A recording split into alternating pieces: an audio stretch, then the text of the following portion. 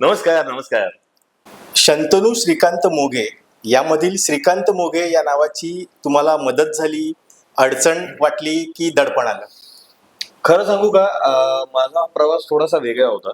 मी या नावाचा खूप उपयोग करून घेतला नव्हता. त्याचं काही वेगळं असं कारण नव्हतं की नाही नाही माझे उसूल उफ तेरे उसूल और असा आदर्श वगैरे असं काही नव्हतं. गंमत अशी झाली की इंजिनिअरिंग करताना मी पुण्यातनं केलं इंजिनिअरिंग. सो मी फिरोदिया करंडक, पुरुषोत्तम करंडक मध्ये भाग घ्यायचो. गॅदरिंग्स मध्ये प्रचंड सक्रिय सहभाग असायचा. तेव्हा मला असं कळायला लागलं की ही लाईन मला आवडते, नाहीतर मला मर्चंट नेव्हीत जायचं होतं. मग जेव्हा मी इकडे आलो तेव्हा बाबांनी मला सगळ्यात आधी सांगितलं की जर तुला आवडतंय ना हे, आता तू तुझ्या ह्या क्षेत्रामध्ये जाऊन बघ काय वाटतंय तुला. कॉलेज लेवलचं ठीक आहे, ते छान आहे, कळलं आपल्याला की ऍप्टिट्यूड काही आवडतं. त्यामुळे मी सगळ्यात आधी जयदेव अट्टंगडी सरांकडे अप्रेंटिसशिप सुरू केली होती. त्याच्यात मी जे पडेल ते सगळं काम करायचो त्यांच्या नाटकामध्ये. मी म्युझिकचे क्यूज वाजवायचो, मी सेटिंगच्या लोकांना मदत करायचो, दौऱ्यांना जाताना बाकी काही छोटं मोठं मॅनेज करायचं असेल तर ते करायचो वगैरे असं सगळं. त्यामुळे ती साईड मला कळली. त्याच्यानंतर मी एका सिरियलसाठी असिस्टंट डिरेक्टर म्हणून काम केलं. त्यामुळे बिहाइंड द कॅमेरा काय काय असतं, या संपूर्ण प्रोजेक्ट जेव्हा तयार होतो तेव्हा काय किती कष्ट असतात, कुठल्या कुठल्या गोष्टी ह्याच्यात फार महत्वाचं अंग प्ले करत असतात, हे सगळं मला कळलं. म्हणजे ऑन फील्ड कळलं. असं माझं कधीच नाही झालं की बाबांनी कोणाला तरी फोन केला आणि सांगितलं की माझ्या मुलाला पाठवतोय जरा काम दे, because you also did not believe in it. दुसरी एक गोष्ट ह्या संपूर्ण प्रवासातली ही होती की वडिलांनी फोन केलाय म्हणून काम मला मिळालं असतं, अगदी लवकरही मिळालं असतं, पण ते कुठल्या तरी ऑब्लिगेशन अंडर मिळालं असतं. मला जेव्हा हे करायचं होतं ना की इंजिनिअरिंग सोडून मला या क्षेत्रात काम करायचं आहे, तेव्हा मला ना सगळ्यात आधी गेज करायचं होतं की मी जेव्हा कुठल्याही प्रोड्युसरच्या किंवा डिरेक्टरच्या समोर जाऊन बसतोय तेव्हा त्यांच्या डोळ्यात मला माझ्याबद्दलचा कॉन्फिडन्स दिसतोय का. एक फोन केला आणि तुम्हाला एक काम मिळालं हे होऊ शकतं, पण ते जर तुम्हाला लॉंग लास्टिंग सस्टेन करायचं असेल ना, तर आपल्याला समोरच्याच्या डोळ्यामध्ये आपल्याबद्दल काहीतरी शाश्वता वाटते, हे आहे का, किंवा काही प्रॉमिसिंग वाटतंय का ह्याच्यात, हे मला गेज करायचं होतं. म्हणून मीच हा प्रवास केला, माझा निवडला आणि केला, आणि अनेक लोकांना भेटलो. तेव्हा असं झालं की अरे वा, खूप छान खूप छान, पॉझिटिव्ह रिस्पॉन्स आला, पण काम मात्र मिळालं नाही.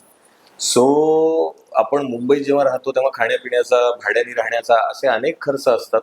म्हणजे मी जॉब केला 3 वर्ष जवळपास, मी जॉब केला आणि माझ्या पगारातून काही पैसे वाचवायचो.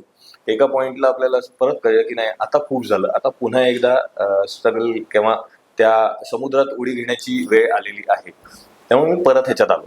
त्यामुळे असं जर तुम्ही बघायला गेलात ना, तर बाबाचा डिरेक्टली खूप उपयोग झाला का, तर असं नाही झालं. मग काहीच उपयोग झाला नाही का, असं होऊच शकत नाही. कारण जेव्हा शंतनू श्रीकांत मोघेंचा मुलगा आहे म्हणतो ना, तेव्हा एक त्याची कामाची पुण्याई मला लागतेच, आणि मी भाग्यवान समजतो स्वतःला. आणि तिसरी गोष्ट, आपल्या घरात जेव्हा इतका कमाल अभिनेता आणि इतका कमाल माणूस असतो ना, तेव्हा तुमच्या जडणघडणीमध्ये ना त्याच्यात खूप जास्त फायदा होतो. त्यामुळे तसं जर तुम्ही बघितलं तर खूपच फायदा झाला. पण बाबाचा पण एक साधारण, तो पण खूप प्रॅक्टिकल असल्या कारणाने ना, त्याचा एक विचार असाच होता की घरी बसून तुला नाही काहीतरी 10 गोष्टी सांगायच्या, हे मला पटत नाही. कारण सेटवर मीही काम केलंय, नाट्यप्रयोग मीही केलेले आहेत. ऑन फील्ड जेवढे चॅलेंजेस आपल्या इंडस्ट्रीमध्ये असतात ना, तेवढे क्वचितच कुठल्या इंडस्ट्रीत असतील. त्यामुळे त्या चॅलेंजेसच्या बरोबरीनं तुम्ही तुमचा मार्ग काढत कसं जायचं, हा टिपिकल 21 अपेक्षितचा पेपर नव्हे की हा ह्या प्रश्नाचं उत्तर हे आहे, जाऊन लिहायचं आणि परत यायचं, असं नाही होत इकडे.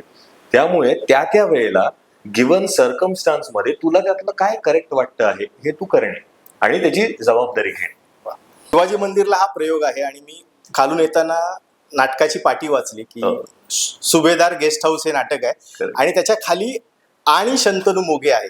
तर हे आणि शंतनू मोघे येण्यासाठी 20 वर्षाचा काळ गेलाय मला असं वाटतं. तर हा प्रवास किती कठीण होता? कठीण नाही म्हणणार मी, येस, अप्स अँड डाऊन्स खूप होते. ते अजूनही आहेतच आणि यापुढेही चालत राहणार आहे, त्याची मला खात्री आहे. इतकं सहज सोपं आयुष्य आपलं नसतं, कोणाचंच नसतं. त्यामुळे तो प्रवास करत असताना तुम्हाला त्यातनं किती मजा येते ना, हेच फक्त आपण लक्षात घेणं आपल्या हातात असतं, आणि ती मला पुरेपूर आली. म्हणजे नाहीतर मी इंजिनियर आहे मी डिप्लोमा केलाय, डिग्री केली मेकॅनिकल इंजिनिअरिंगमध्ये.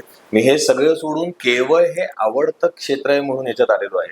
जेव्हा मी हा डिसिजन विचारपूर्वक घेतलेला असतो ना, तेव्हा मग जे जे काही चॅलेंजेस येतात, जे जे काही रिवॉर्ड्स मिळतात, ते सगळे स्वागतार्ह आहेत. प्रत्येक नटाचं असं स्वप्न असतं की आपल्याला एखाद्या भूमिकेसाठी ओळखलं जावं. आणि रंगमंचावर काही वर्षांपूर्वी सफरचंद नावाचं जे एक नाटक आलं होतं, तर तो प्रयोग आणि ते तुमचं काम ना प्रेक्षक कधीच विसरू शकत नाहीत असं आहे. आणि त्या अनुभवाबद्दल पण सांगा. आणि त्या नाटकादरम्यान तुमचा पाय फ्रॅक्चर झालेला असताना देखील शो मस्ट गो ऑन होय. असं म्हणत तुम्ही प्रयोग सादर केला होता. Correct, तर त्या अनुभवाबद्दल सांगा. मी तुम्हाला सांगू का, अगदी फार सुंदर उल्लेख केला तुम्ही सफरचंद या नाटकाचा.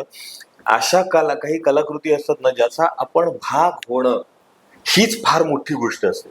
तशातली एक कलाकृती म्हणजे सफरचंद होतं. म्हणजे त्याचा विषय घ्या, त्याचा कॉन्टेंट घ्या, त्याचं सादरीकरण घ्या, त्याचे सगळे टेक्निकल ऍस्पेक्ट्स घ्या, त्याचे को ऍक्टर्स घ्या, त्यांचे डिरेक्टर्स प्रोड्युसर्स तर तगडे होतेच होते, आणि डाउटेडली मोठी नावं आणि फार वर्थवाईल नावं, त्यांच्या सगळ्यांच्या हाताखाली काम करायला मिळणं हे सोने पे सुहागा. आणि पुन्हा एकदा एका वेगळ्या धाटणीचं नाटक, त्यात ती भूमिका पण अत्यंत वेगळी. म्हणजे त्याच्यात ज्यांना माहिती नसेल त्याच्यासाठी मी सांगतो की मी जवळपास एक 75 वर्षाची व्यक्तिरेखा त्याच्यात साकारायचो. मुस्लिम कॅरेक्टर होतं, आर्मी मॅन होता, त्यामुळे एथिक्स, व्हॅल्यूज, धर्म, जात, पंथ, सोशो पॉलिटिकल स्टेटमेंट करणारं एक नाटक होतं. आणि अशा नाटकांचा भाग होता येणं हे खरंच दुर्लभ असतं एकतर. आणि जेव्हा आपल्याला अशी संधी मिळते ना, तेव्हा क्या बात आहे, तेव्हा क्या चाहिए. आणि त्या नाटकाने आम्हाला खूप सॅटिस्फॅक्शन दिलं, वर्क सॅटिस्फॅक्शन ज्याला आपण म्हणतो ना, अफलातून वर्क सॅटिस्फॅक्शन दिलं. So yes, bless to be a part of Safarchand. अशी खूप बेंचमार्क नाटकं आहेत. आपल्या प्रत्येक ऍक्टरला असं वाटतं की नटसम्राट एकदा तरी आपण करावा, किंवा मला असं वाटतं की एकदा तरी आपण कधीतरी कर्ण करूया का, त्यांची भूमिका साकारूया का, किंवा अशा अनेक अनेक भूमिका आहेत. पण येस, तुम्ही अगदी लक्षात ठेवून उल्लेख केला, तो I am grateful to you, की सफरचंद देखील असंच एक नाटक होतं ज्यात मला मनसोक्त सॅटिस्फॅक्शन मिळालं. सफरचंदचा उल्लेख निघालाय, तर सफरचंदचं जे नेपथ्य केलं होतं संदेश बेंद्रे यांनी, ते अक्षरशः रंगमंचावर काश्मीर उभा करायचे. विषय त्याविषयी सांगा. विषय एंड. म्हणजे खूप वर्षांनंतर मराठी रंगभूमीवर एका वेळेला 2 फिरते रंगमंच होते. त्यामुळे त्या नाटकाचं वैशिष्ट्य असं होतं की पडदा एकदा उघडला की जे जे त्या नाटकात घडायचं ते प्रेक्षकांसमोर घडायचं. इंटरवलला पडदा पडायचा, परत इंटरवलचा पडदा उघडला, जे जे घडायचं ते तुमच्या समोर घडायचं आणि पडदा पडायचा जेव्हा नाटक संपायचं. त्याच्यामध्ये जितके लोकेशन चेंजेस होते, जितके सेट चेंजेस होते, जितके चेंजेस होते, ते सगळे तुमच्या समोर घडायचे ते. आणि कुठेही टाइम काय म्हणूया आपण, टाइम लाईन न घालवता एकही ब्लॅकआउट नव्हता. त्यामुळे इथे एका बाजूला सीन चालू असताना दुसऱ्या बाजूला हा बदलला, चल दुसरा सीन सुरू झाला, इतकं स्मूथ ट्रान्सिशन. आणि त्या सगळ्यासाठी I would thank Rajesh Joshi sir. त्यांनी ज्या प्रकारे नाटक बसवलं होतं ना, दॅट वॉज अफलातून अफलातून. खूपच सुंदर होतं, खूपच सुंदर होतं. पण ते होता एक शिवधनुष्य होता. हे असं नाटक करणं ना एका निर्मात्याचं काम नसतं. त्यामुळे 3 मोठे निर्माते एकत्र आले आणि त्यांनी हा सगळा डोलारा उभा केला, धरला. त्याच्यामुळे हे आम्हाला करता आलं. परत काय ऑडियन्सेस मधले लोक होते तेव्हा, आशुतोष गोवारीकर सर, अभिनय देव सर, हिंदीतले अनेक दिग्गज कलाकार मुद्दाम त्या प्रयोगासाठी आले होते आणि त्यांनी शो बघितला होता. त्यामुळे वा, all in all very satisfying.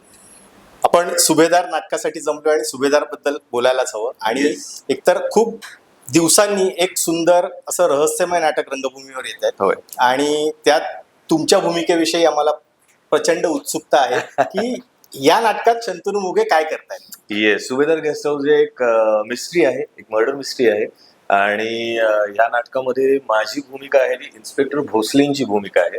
So इकडे खून घडतो आणि त्याचं इंट्रोगेशन सुरू होतं, जे माझ्या मार्फत सुरू होतं. आणि त्या इंट्रोगेशन मध्ये कसे अप्स अँड डाऊन्स आहेत, ते एक रोलर कोस्टर राईड आहे, हे सगळं अनुभवण्यासाठी नक्की प्रयोग बघा सुभेदार गेस्ट हाऊस. एका अजून भूमिकेबद्दल तुम्हाला विचारायचं आहे की त्या भूमिकेने तुम्हाला नाव दिलं, यश दिलं, कीर्ती दिली. आणि मी असं ऐकलं की इतकं प्रचंड ग्लॅमर होतं की तुम्ही जिथे इथे त्या मालिकेच्या दरम्यान जायचा तिथे प्रचंड गर्दी व्हायची. ती भूमिका होती छत्रपती शिवाजी महाराजांची. तर त्या सगळ्या अनुभवाबद्दल सांगायचं की ग्लॅमर काय होतं असं? ग्लॅमर म्हणण्यापेक्षा सांगू मी तुम्हाला की छत्रपती शिवाजी महाराजांची भूमिका केली असल्यामुळे ज्यांना प्रत्येक जणच आपलं दैवत मानतं त्यांची भूमिका वठवणं, आणि म्हणून जेव्हा आपण बाहेर जेव्हा पब्लिकमध्ये जातो तेव्हा ग्लॅमर पेक्षा ना, जेव्हा बघा दोन गोष्टी असतात. गर्दी होते तेव्हा प्रेक्षक तुम्हाला बघायला येतात, तेव्हा त्यांच्या डोळ्यात तुम्हाला दिसतं त्यांचं तुमच्याबद्दलचं प्रेम. त्यामुळे इकडे ना आफ्टर छत्रपती शिवाजी महाराजांची भूमिका ना मला लोकांच्या, म्हणजे मी आधी पण खूप अनुभवलं होतं. या सुखानो या जेव्हा माझी पहिली सिरियल आली त्याच्यानंतर ते हळूहळू सुरू झालं. मध्ये काही गुड पॅचेस होते, मध्ये काही बॅड पॅचेसही होते, पण त्यात मी हे सगळं बघितलं होतं. पण तेव्हा कसं आहे ना, लोक तुमच्या प्रेमाखातर यायचे की अरे मला तुम्ही खूप आवडता, काम करता. इकडे आफ्टर छत्रपती शिवाजी महाराजांची भूमिका ना जे जे भेटायला यायचे ना ते खूप आदरपूर्वक यायचे, आणि तो आदर ना त्यांच्या डोळ्यात दिसायचा. ही एक फार महत्वाची गोष्ट मी ऑब्झर्व केली होती. म्हणजे पूर्वीचे जे लोक यायचे ते फोटोग्राफ काढायला यायचे किंवा ऑटोग्राफ मागायचे. जेव्हा छत्रपती शिवाजी महाराजांची भूमिका केल्यानंतर मी लोकांना जेव्हा भेटायचो तेव्हा त्यांच्या डोळ्यात मला तो आदर दिसायचा, आणि तो आदर माझ्याबद्दलचा नाही, तो आदर छत्रपती शिवाजी महाराजांबद्दलचा माझ्या मार्फत तुम्ही त्यांच्यापर्यंत पोहोचवण्याचा एक छोटासा आणि सच्चा प्रयत्न केला, इतकंच. पण तो एक डिफरन्स असतो की नाही, की फॅन्स खूप असतात, फॅन्स खूप प्रकारचे असतात, पण आफ्टर छत्रपती शिवाजी महाराज एक वेगळा फॅन बेसच उघडला गेला. नमस्कार, सुभेदार गेस्ट हाऊस नावाचे एक मर्डर मिस्ट्री लवकरच काय सॉरी आलेली आहे नाही का. नमस्कार, सुभेदार गेस्ट हाऊस नावाचं एक मराठी नाटक रंगभूमीवर आलेलं आहे. याचे निर्माते आहेत दी गोवा हिंदू असोसिएशन, कल्पक जोशी आणि अमरजा गोडबोले. दी गोवा हिंदू असोसिएशन अनेक वर्षांच्या प्रदीर्घ कालांतरानंतर पुन्हा एकदा निर्माते म्हणून मराठी रंगभूमीकडे आलेली आहे. त्यामुळे actually speaking the Goa Hindu Association needs no introduction. प्रत्येक मराठी माणसाला, जो रसिक प्रेक्षक आहे, त्याला गोवा हिंदू असोसिएशनचं आपण काय म्हणूया त्याची तसा दर्जा सगळ्यांनाच माहिती आहे. त्यांनी हे नाटक तुम्हा रसिक प्रेक्षकांसमोर आणलेलं आहे. विजय केंकरेंसारखं एक मातब्बर दिग्दर्शक यांनी हे नाटक बसवलेलं आहे. संपूर्ण टेक्निकल क्रू अमेझिंग आहे. प्रदीप मोये सरांचे सेट्स आहेत, शीतल तळपदे सरांचे लाईट्स आहेत, अजित परवांचं म्युझिक आहे. ऑल इन ऑल खूप मस्त टीम आहे. त्याचबरोबरीने ऑन स्टेज काम करणारे सगळे ऍक्टर्स अफलातून आहेत. Great team to work with. It's a pleasure. परत एकदा मर्डर मिस्ट्री आहे, त्यामुळे प्रत्येकाची उत्कंठा वाढवणारं असं हे नाटक आहे. तर तुम्हाला सगळ्या मायबाप रसिक प्रेक्षकांना नम्र विनंती पर आवाहन करतो की सुभेदार गेस्ट हाऊस हे मराठी नाटक लवकरात लवकर तुमच्या जवळच्या नाट्यगृहात येऊन नक्की पहा.